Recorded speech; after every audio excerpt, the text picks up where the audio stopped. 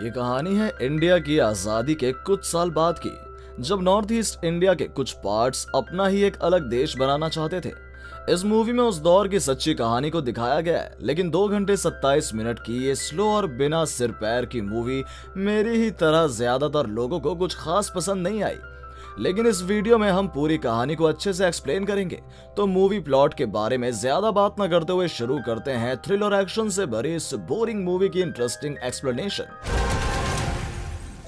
Movie की शुरुआत में हम एक नाइट क्लब का सीन देखते हैं, जहां एक पुलिस वाले को रिश्वत न मिलने की वजह से वो ऑफिसर उस नाइट क्लब पर रेड डलवा देता है। और यहीं हम एक एडियो नाम की लड़की को देखते हैं। महिला कांस्टेबल बिना सोचे समझे उसे टॉर्चर करने लगती है। सीन यहीं कट होता है और आगे हम एक बॉक्सिंग क्लब का सीन देखते हैं। हमें पता लगता है कि एडियो एक प्रोफेशनल बॉक्सर है। किसी तरह से कल रात उसकी जमानत हो गई थी। यहीं एडियो का कोच अपने बॉस से रिक्वेस्ट करता है कि एडियो को हमें इंडिया के लिए खेलने का मौका देना चाहिए, लेकिन उसका बॉस हंसकर इस बात को टाल देता है। और जब वो अपने बॉस को थोड़ा फोर्स करने की कोशिश करता है, तब उसका बॉस सभी लोगों के सामने जोर से उसे डांट देता है। दरअसल एडियो एक ऐसी जगह से बिलोंग करती है जिस जगह के लोग अपने आप को भारत यानी कि इंडिया से अलग मानते थे, और वो लोग इंडिया के खिलाफ जाकर अपना एक अलग देश भी बनाना चाहते थे। इसीलिए उस समय नॉर्थ ईस्ट इंडिया के इलाकों में बसे लोगों को कुछ ज्यादा इज्जत नहीं दी जाती थी।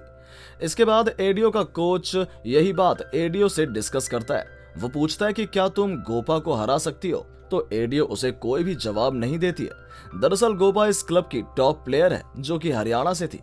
एडियो बिना कुछ जवाब दिए वहां से बाहर जाने लगती है, लेकिन क्लब से बाहर निकलने से पहले एडियो जोर से अपने कोच को बोलती है, हराएगी, नॉकआउट हराएगी मैं गोपा को, बोलो लड़ेगी मुझसे, उसका दिन उसका टाइम। जोर जोर से ये बोलते हुए एडियो गोपा को चैलेंज करके वहां से निकल जाती है। आगे हमें अमन नाम के एक ऑफिसर की कहानी सुनाई जाती है, जो इंडिया की तरफ से पहले भी काफी बार सीक्रेट मिशंस पर जा चुका था, और अब की बार उसे वेस्ट बंगाल के पूर्वी इलाके में भेजा गया था। उसका मिशन है टाइगर सांगा और इंडियन गवर्नमेंट के बीच समझौता करवाना। टाइगर सांगा एक ऐसा गिरोह जो पिछले 60 सालों से इंडिया के खिलाफ लड़ रहा है, ताकि वो इंडिया से अलग अपना एक देश बना सके। आगे हमें टाइगर सांगा का एक इंटरव्यू दिखाया जाता है। यहाँ एक रिपोर्टर टाइगर सांगा से पूछती है कि क्या आप नहीं चाहते हैं कि इंडिया के साथ आप शांति से समझौता करें। इस पर टाइगर सांगा कहता है कि मैं भी शांति चाहता हूँ, लेकिन वो तब तक मुमकिन नहीं हो सकता जब तक इंडियन गवर्नमेंट अपनी आर्मी को हमारे इलाकों से नहीं हटा देती। इंडियन गवर्नमेंट ने हमारी जमीन तो हथिया ली है, लेकिन इंडिया हमारे नागरिकों को तब तक अपने साथ नहीं मिला सकती जब तक हमारी सहमति ना हो। इसी इंटरव्यू के दौरान रिपोर्टर बताती है कि हमारे पीएम आपसे मिलना चाहते हैं। इसके बाद हम अमन को टाइगर सांगा के इलाके में जाते हुए देखते हैं, और उसकी बातों से ही हमें पता लगता है कि टाइगर सांगा के अलावा कुछ और छोटे छोटे ग्रुप्स भी इस इलाके में रहते थे, जो कि इंडिया में शामिल नहीं होना चाहते थे। और उन्हीं में से जॉनसन नाम का एक ग्रुप कुछ जड़ ही एक्टिव हो चुका था, और उसी नाम को ढूंढते हुए अमन एक ड्रग डीलर से मिलता है। अमन ड्रग्स के बदले हथियारों की डील करने के लिए उसके पास जाता है। सामने बैठा आदमी उसे बताता है कि हम जॉनसन के लिए काम करते हैं, लेकिन अमन को उसकी बातों पर यकीन नहीं होता। इससे पहले कि अमन कुछ और पूछ पाता कि तभी पुलिस वहां रेड करने आ जाती है, जिसके बाद अमन और उस गैंग के लोग वहां से भाग जाते हैं। आगे हमें पता चलता है कि अमन इसी इलाके में अपनी पहचान बदलकर अपने 2 और साथियों के साथ काफी समय से रुका है। आसपास के लोगों को उसने अपना नाम जोशुआ बताया। यहीं एक कॉफी शॉप पर हम एडियो को भी देखते हैं, जो कि जोशुआ से मिलने के लिए आती है, और इनकी बातों से हमें पता लगता है कि ये दोनों अच्छे फ्रेंड्स हैं। जोशुआ के पूछने पर ही एडियो उसे दिन भर के इंसिडेंट्स के बारे में बताने लगती है, और वो ये भी बताती है कि आज गुस्से में उसने हरियाणा की एक बॉक्सर को चैलेंज कर दिया, जिसे सुनकर जोशुआ हंसने लगता है। एडियो के जाने के बाद जोशुआ यानी कि अमन का साथी उससे पूछने लगता है कि आखिर तुम इस लड़की के पीछे क्यों पड़े हो। तो अमन बताने लगता है कि उसे ऐसा लगता है कि इसी की मदद से वो जॉनसन तक पहुंच सकता है। आगे हमें एडियो के पिता के बारे में पता लगता है, जो कि एक स्कूल में टीचर है। एडियो और उनकी बातों से ही हमें समझ आता है कि एडियो के पिता शुगर के मरीज हैं। इसके कुछ दिन बाद ही टाइगर सांगा इंडिया के पीएम से मिलने के लिए दिल्ली आता है, और इंडिया के पीएम उसे इंडिया के साथ हाथ मिलाने के लिए कन्वेंस करने की कोशिश करते हैं, लेकिन हर बार की तरह ही इस बार भी वो ऐसा करने से मना कर देता है, क्योंकि वो अपना एक अलग देश बनाना चाहता था। यहीं पर अबरार नाम का एक आदमी टाइगर सांगा को बताता है कि जॉनसन नाम का एक गैंग बड़ी ही तेजी से वहां के लोगों में अपनी पहचान बना रहा है, जो लोगों की आवाज को उठाने का काम कर रहा है, और आपके इलाके के लोग भी उसे काफी पसंद कर रहे हैं। अबरार उसे बताता है कि अगर ऐसा ही चलता रहा तो आने वाले चुनाव में वो गैंग आपसे जीत जाएगा। पीएम टाइगर सांगा को भरोसा दिलाता है कि वो जॉनसन ग्रुप को कंट्रोल कर सकते हैं। बदले में टाइगर सांगा अपने एरिया में इंडिया के सहयोग में एक रैली निकालने के लिए मान जाता है। दूसरी तरफ हम एडीओ को ट्रेनिंग देते हुए देखते हैं। इसी दौरान वो इंडिया के लिए खेलने और गोल्ड मेडल जीतने के बारे में सोचने लगती है। वो ऐसा सिर्फ इसलिए करना चाहती थी ताकि वो इंडिया और अपने स्टेट के बीच चल रही लड़ाई को खत्म कर सके, क्योंकि जिन हालातों में वो सब कर रहे हैं वो अभी बिल्कुल भी ठीक नहीं है। एडीओ सोचने लगती है अगर वो किसी तरह से इंडिया के लिए गोल्ड मेडल लेकर आ गई तब शायद इंडियन गवर्नमेंट उसकी बात सुने।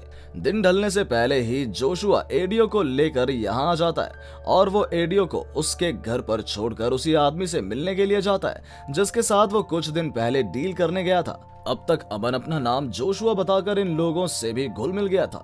वो आदमी जल्द से जल्द हथियार मंगवाने की बात करता है। उसका कहना था कि जॉनसन नहीं चाहता है कि हमारे इलाके में इंडिया के लिए कोई रैली हो।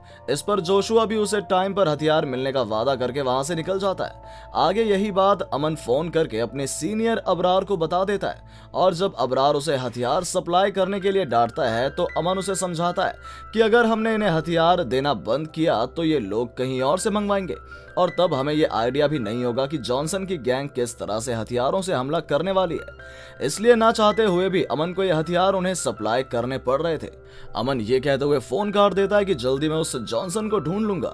इसके बाद जोशुआ जानकर एमा के गांव में जाता है, क्योंकि उस गांव के ज्यादातर बच्चे जॉनसन के लिए काम करते थे, और इसी तरह से एमा का बेटा निक्कू भी जॉनसन को अपना आइडल मानता था और वो भी उसके लिए काम करना चाहता था।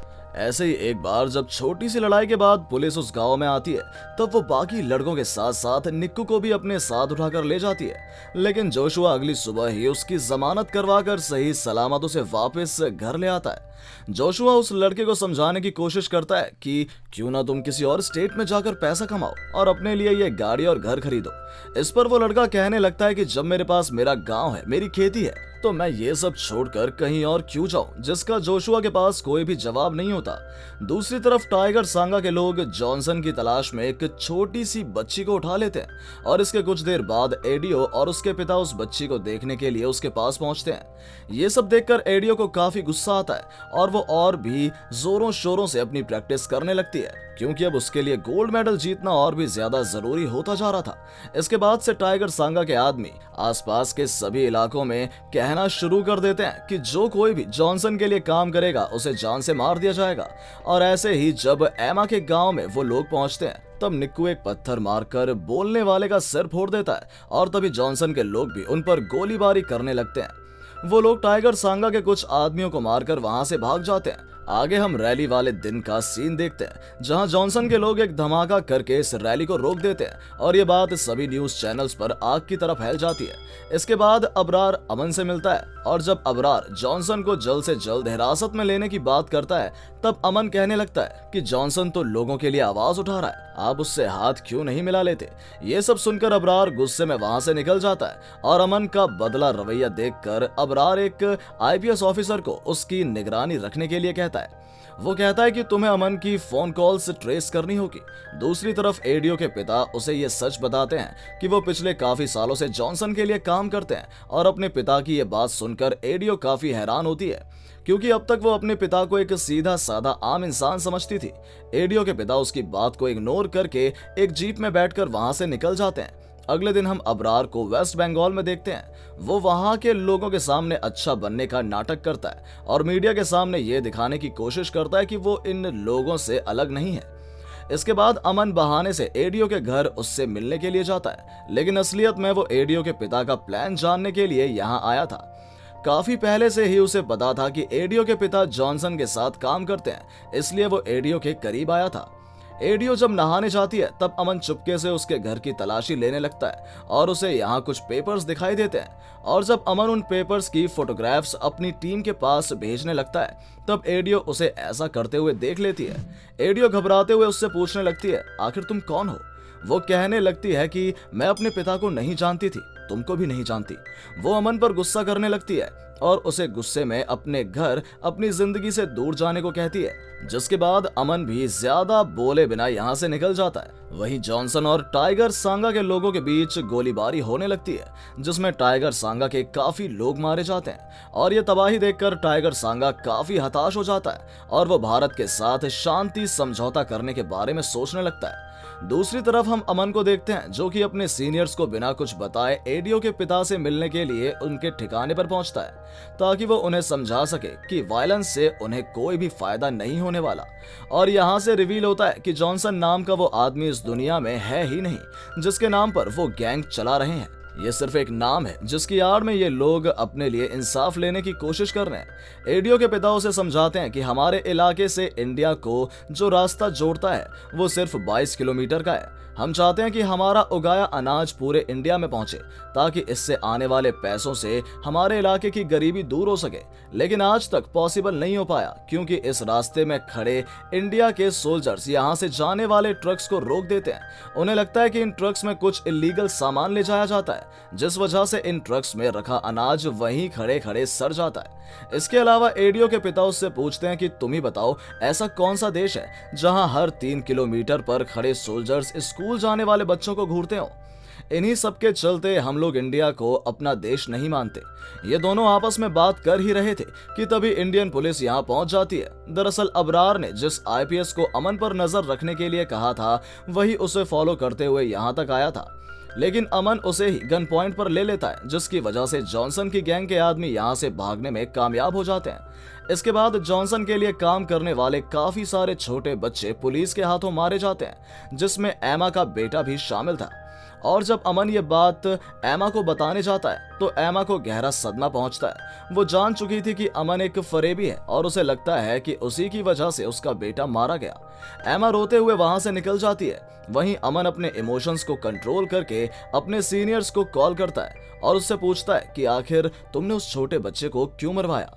इस पर अबरार ये जवाब देते हुए कहता है कि जॉनसन गैंग को कंट्रोल करने के लिए ये सब जरूरी था। अबरार के पूछने पर ही अमन बताता है कि इस वक्त जॉनसन गैंग का लीडर म्यांमार की सीमा पर छिपकर बैठा है। इसके बाद अबरार के ऑर्डर्स को फॉलो करते हुए अमन एडियो के फादर को पकड़ने का प्लान बनाता है और इन सब में अबरार का भेजा गया कमांडो और उसकी टीम अमन का साथ देने वाली थी। इसके साथ साथ हम एडियो और गोपा का बॉक्सिंग मैच भी देखते हैं। उधर काफी देर तक गोलीबारी होने के बाद अमन अपनी टीम के साथ मिलकर एडियो के पिता को पकड़ने में कामयाब हो जाता है। वहीं एडियो भी अपने ग्रुप की सबसे टॉप प्लेयर गोपा से ये बॉक्सिंग मैच जीत जाती है, जिसे देखकर एडियो के कोच के बॉस के साथ साथ बाकी सभी के मुंह भी बंद हो जाते हैं। मूवी के एंड में हम एडियो को इंडिया के लिए खेलते हुए देखते हैं और आखिरकार वो इंडिया के लिए गोल्ड मेडल भी जीत जाती है और इसी सीन के साथ ये मूवी खत्म होती है।